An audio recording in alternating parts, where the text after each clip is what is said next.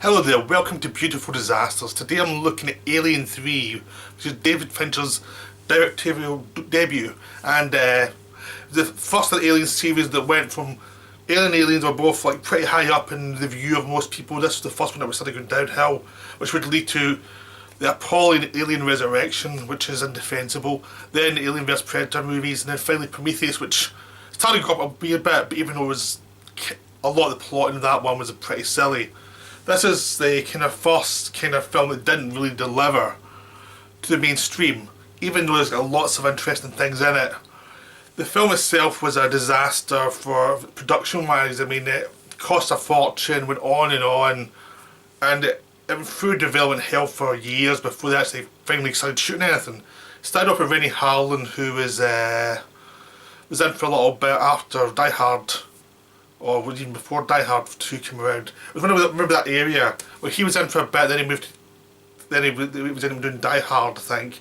Then, because basically he said there was nothing new in the scripts he was given, it was just, there was the same old stuff, and there wasn't much for him. Then Vincent Ward came along and he had an idea about these monks on a wooden planet, which was developed for a long time.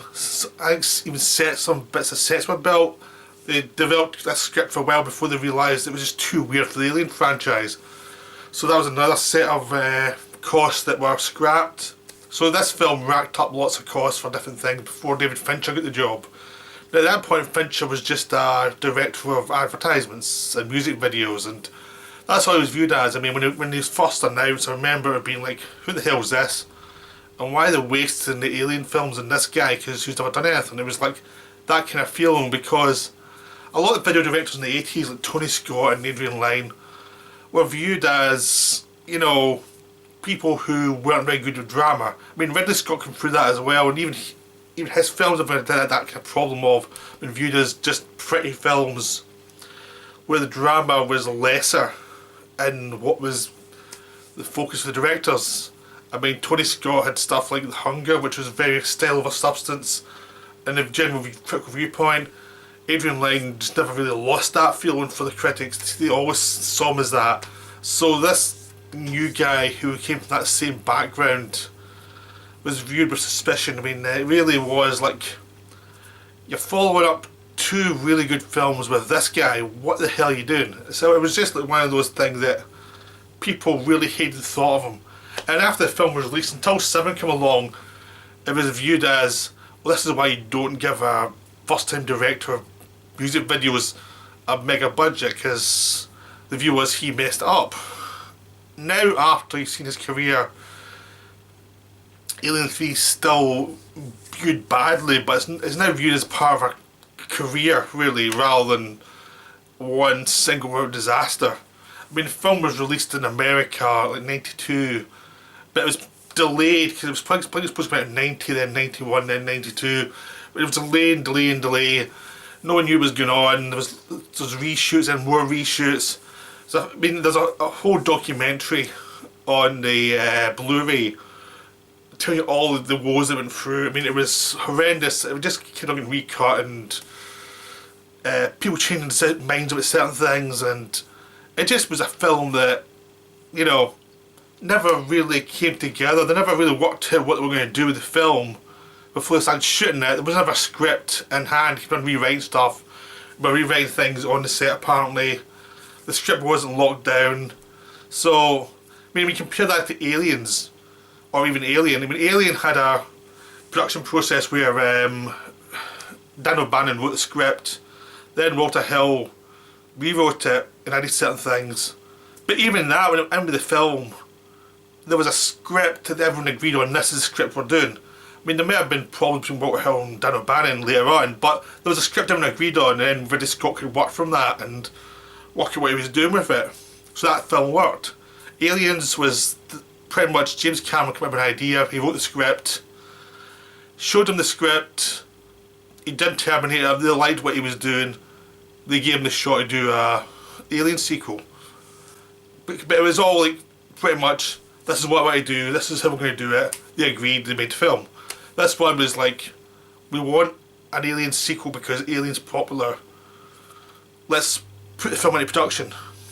So they didn't really have a script that was locked down. They'd lots of things they wanted to do, but they had a problem with A led to C led to B. It was, the logic was all over the place. Even the finished film, it's like they start stuff, then they stop, then they start something else, then they stop, and it's like you can feel it's coming from different bits of scripts, and there's no real focus narratively of what this film should be. It's like you feel that they really needed to sit back and work on the script for a lot longer and just nail down what they wanted, because ultimately what it is the alien arrives and starts killing people, and that's it.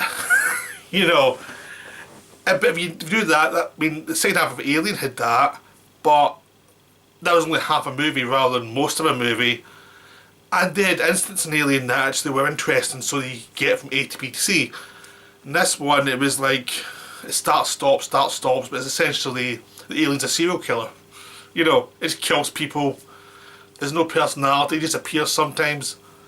That's the story, and it doesn't really deliver a narrative sense of what you'd hope for. I mean, that's the big thing. The first of the film, the theatrical cut of the film, it was underwhelming. You could see it was well directed in lots of ways. You see this guy made it a lot of talent, but the actual narrative structure was underwhelming. It was just after you watched it a second time you started to really appreciate how it was directed and the atmosphere, and that became the thing that kept you going with the film, because even though you can see there's a lot of good stuff in it, the bad stuff just dominated.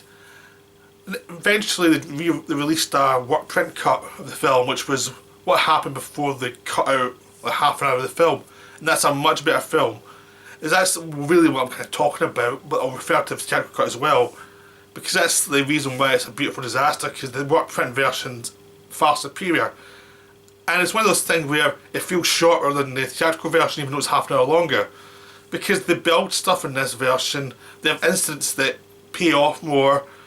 The characters' developments are better, so you're more involved with what's going on. So even though there's still some flaws from the original cut, there's lots of nice details that make it much more interesting. I mean, the big thing about this film is the basic idea that Fincher sold partly to the actors is the thing that comes through is what happens if you're in a situation where you know you're not going to survive. There's no way you can survive. It was just impossible. And the best thing you can do is kill this thing and know even if you kill it and survive that, you're going to die anyway. You know, the idea is you're in hell already, what do you do when you're faced with a situation where you can't possibly survive? And that really comes through in the film. Because I mean, it's in a prison planet. It's this planet that's back into nowhere. It's been abandoned. It was a miner place. It was a place for mining. Now they've ran out of stock, so they've been at prison. So some prisoners that just get left there and pretty much forgotten, apart from getting supply runs every so often. But they're, you know, they keep it running, but everyone's pretty much forgot about them. I mean, they're unimportant people. Even the people running the place aren't very important. There don't have any guns there at all because there's nowhere to run. I mean, the only place you can stay is in the prison facility, otherwise you're going to die if you try and go outside for very long, because the planet's stormy, there's wind everywhere, there's no vegetation, there's no nothing, you cannot survive on the surface for very long. So this film, so the whole idea is they're stuck in this prison. So, into that world where all these prisoners are, you know, trapped there and have to try and go on. They've turned to religion and their idea of God, and they've become like a holy order within the prison. And that's wonderful, and that plays throughout the film as the beliefs and how some of them genuinely believe and some of them are actually say they believe just to fit in, they don't actually believe. Some of them are, there's a variety of belief within that film, which is really wonderful, because it's not just like, oh, they're all believers. They're not. They're all in it for a reason. There's lots of people who shouldn't be let loose in society at all within this prison. They're rapists, they're killers, they're just horrible people all the time. But they'll use religion to try and make themselves better. Within that comes the alien. and aliens try to kill them. And it's how they survive and how they respond to that that actually gives the whole film a focus. So Finn that you get Ripley because Sigourney Weaver appearing, she actually, the alien, her ship from Aliens crashes into the planet, and she is the only survivor. That was one of the big controversies of the film, was when they killed off all the characters from Aliens. Apart from Ripley, everyone else died, which was a lot of people hated. I thought it was great because it really twisted you what you expect from the film. It just told you this was not going to be a fun film, and it was pretty honest about what was going on. But that was a controversy, and then the point where Ripley's been infected as well, so she's going to die. So for most of the film, we know Ripley's not going to make it out there. She's got the alien inside her. It's a queen. She will die. The only reason she doesn't commit suicide early is because the fact that it's a queen means the alien won't kill her, so it gives her and the prisoners an advantage over the alien, so that they can try and use that to actually capture and kill the alien. So you've got all that kind of drama playing out. So you've got all these things, and as I said, the narrative isn't developed. It's kind of frustrating because of all these elements that actually have potential. They're not quite developed, in narrative terms they're not developed very well. But within character moments, person to person they are, it's just like, they haven't quite figured out how to get the character stuff into the main horror story. They just haven't quite worked out narrative beats to make it work. One of the frustrating things is they had a really good sequence in the middle of the Chicago, they did the theatrical version, which actually made the film's pace go all over the place. There's a point in the film they actually catch the alien, and then a religious nut lets it go because he thinks it's a god. That's wonderful stuff. You see them catching the alien, and a lot of them die in an attempt, and it's a real sacrifice, and there's a wonderful sequence with lots of flames and everything goes wrong, but they still manage to catch it. It's a great moment of heroism. And then this nutcase thinks that God releases the aliens to have to go back and deal with that. But that's gone from the theatrical cut, and it makes it seem like everything they do in that cut they lose. They lose every time they go up against the alien in the theatrical version, which makes it really depressing. In that version they seem to just survive out of luck rather than anything else. And at least I feel in that version it was just a grind of these people were just failing and dying one by one, and eventually get lucky and kill the alien, and Ripley kills the alien and then dies. And it's very depressing. In the newer cut you actually get a moment where they actually succeed, and then the inner strife causes the problems and they have to go back and do it again, which creates a much better dynamic and it makes the story a lot stronger. What's really strong about it is just this feeling of doom. Just the whole planet, the planet's surface is doomed. The interaction between the prisoners and the people in charge is great because it's just full of hatred and oppression, and they just dislike each other. And a lot of people, even the prisoners, don't like each other very much. They just try and get on with it. And the whole atmosphere, there's just a lot of candles and all these tunnels that seem to lead nowhere. And it feels, even though it was, because Fincher came after Vincent Ward, there was the prisoner idea and the monks idea, so that the religious idea moved to the prisoners. And the direction really sells it. You just wish that the actual script had more meat to chew on with that, because the atmosphere is great. There's terrific little moments throughout, and the deaths themselves are nicely directed because Fincher goes for atmosphere rather than tons of gore. There's gore there, but he's really trying to show the atmosphere of this location, and he really works hard to make it work, to make it deliver on this idea you're in a sort of medieval environment. And that's what really gets it for me, because I mean there's some wonderful sequences of in this kind of metal furnace environment that does feel medieval.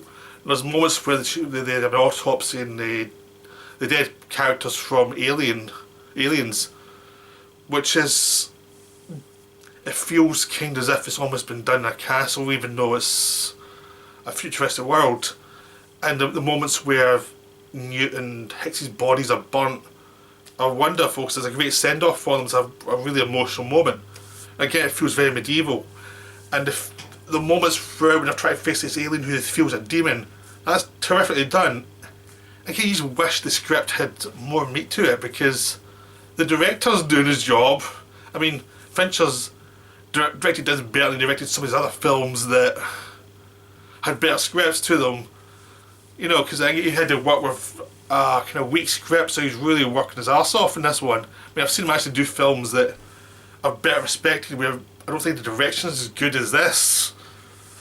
But he can only do so much, because I mean, eventually it wears down on him, because the final act, he has to have lots of scenes of them trying to chase and hunting this alien in this maze of tunnels, and a lot of the atmosphere is lost there, because it's lots of weird shots, but they're not doing anything. They're just getting killed one by one with this alien. They're trying to force into this one area.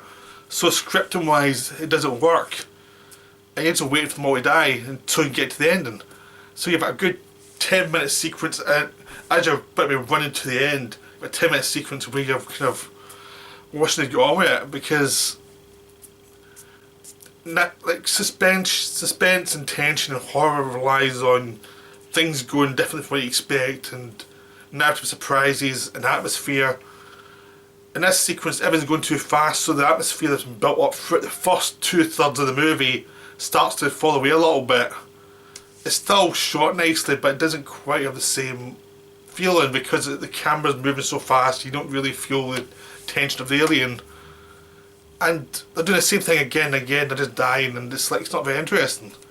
So it's one of those areas you wish they'd really figured out a different way to do it, or some little beats that would have made it more intriguing. But that's the worst part of the movie, actually. I mean, that's a big thing, is the worst part is near the ending, where it just gets pretty dull for a bit as they try and work through all these characters they have to kill off. But the end's wonderful, where Ripley falls into the vat and the alien explodes out of her stomach, and she pulls it close and she goes into the vat and she dies, and that's really nicely done. The death of the alien itself, they'll try to hunt down's overlong, but it works fine. I mean, there's like one too many it comes back from the apparent dead moments, but it's still well done. It's just you don't really need it. It's just that last third really kind of I don't think that the hearts were in it for that last thing. They were just trying to do the best they could with what they had, and they knew that it wasn't quite right. But it's still really well directed. The direction's really good. I mean, he really tries. Fincher does a really good job of with what he has. But I've heard he does not speak of this film at all. And I'm sure he's very frustrated with it. I'm sure he'd have much more interest in the film, you know, they wanted to do, that kept on getting micromanaged to death by the studio. So it's one of those films that's not perfect in any way, but if you see the work print version, and you can even see the theatrical version, seeing how it's shot, so much of it is beautifully done that you really have to admire the craftsmanship. I mean, yeah, it's not in the same league as Alien or Aliens, but it's way better than Alien Resurrection, those Alien vs Predator films. And for me, it's much better than Prometheus as well. It really has a purity to it that I think Prometheus kind of just has this vagueness to it, but Alien 3, despite all its narrative flaws, at least it still has the horror and a central idea to it, which is what happens when you have no hope. Prometheus is much more like, we're doing a prequel. We really want to do a kind of science fiction movie, but we're going to do a horror movie instead. And it's that kind of thing where the film was fighting itself. Anyway, I hope you enjoyed my thoughts on Alien 3. I hope you try and see it at some point in the kind of work print version, because the work print version is really something. So I hope you enjoyed this, and I'll soon be back with Brian De Palma's Mission to Mars.